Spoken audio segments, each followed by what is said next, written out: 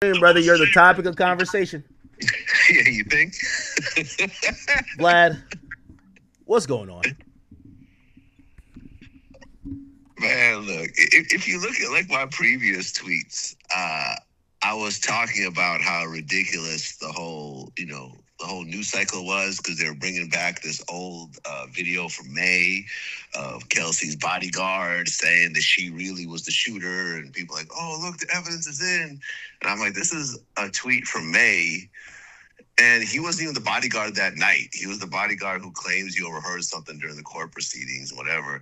And people are like, oh, that's because Jay-Z, he bought off all the jurors.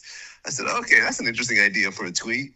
So I created this whole ridiculous tweet with every conspiracy theory laid out one after the other, to the point of even saying that Jay-Z did a verse for the judge's grandson. Yeah, that was reaching, of course. You think that was reaching? Well, hey, listen, I knew this was a satirical tweet from the get-go. I was just speaking about the tweet on stream here. And by the way, Vlad, I'm telling you, you fucked the hip-hop game up with this. Usually I get about 15,000 people watching me. I have 31,000 right now listening to me. Just let you know, okay? And it's all because of you.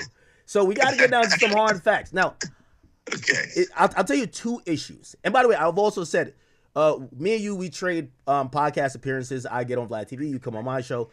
Our next podcast has to be solely about this because there's so much to talk about. There's so much to talk about. Now, I had two issues, and you could, we'll get into real depth, like I guess when we sit with each other. But my two issues was this: I think you sent and fired off this tweet because you slightly have an axe to grind still about Tory. Not that you have a problem with him, but people were skeptical of you of when you predicted an outcome, this and third. And I thought you putting up this tweet made an incident so big. Now it's like really kicking his back in for someone who is going through, like, he's incarcerated. It's not like you actually think he did it and he's free. He's incarcerated.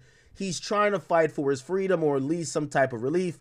And I feel like this is kicking a man when he's down. Okay. Second, okay. Well, hold on. Can I address the first one, or do you want to tell me? No. Go ahead. Okay. Tory has been convicted by a jury of 12 people and has been sentenced. He filed an appeal and it was rejected. Now, you could say I'm kicking him while he's down or whatever. He has gone through the legal process and it didn't work out, which is what I've been saying the whole time.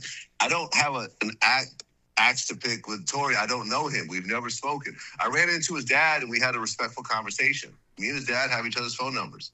I said he can come to my show at any point. Tory can come do Vlad TV if he wants to call in or whatever else. I publicly said I feel really bad over what happened with him over the stabbing incident.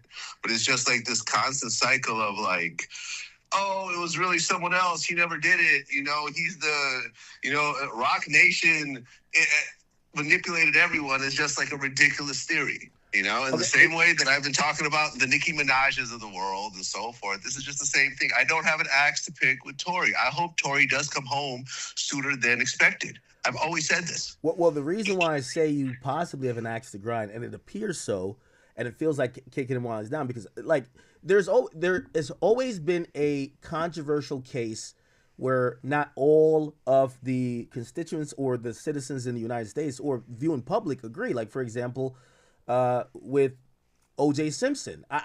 Would you go as far to say anybody who believes that O.J. did it, they're an idiot, or they're just like lunatics? Because that's what this kind of comes across.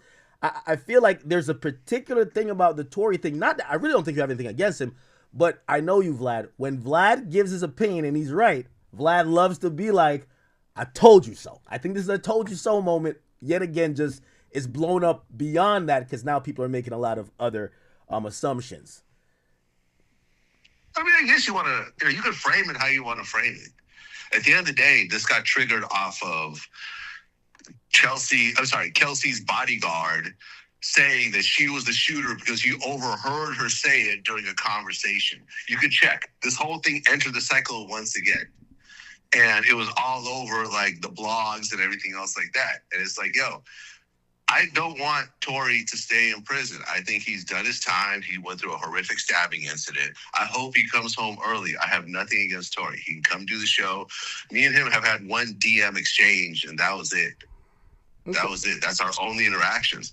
But at the end of the day, this was triggered off of the lunacy coming back into the cycle again. At the end of the day, you know that he filed an appeal and it was struck down, right? But then again, only 2% of appeals ever go through. Yeah. And again, these are things that the reasonable people who still have doubts, they're not denying. But and so, okay, we get it on that Tory part, but I think the bigger part of even why I think this kind of like it broke through the cycle. It's not that you just had an opinion on Tory, is that by lumping this idea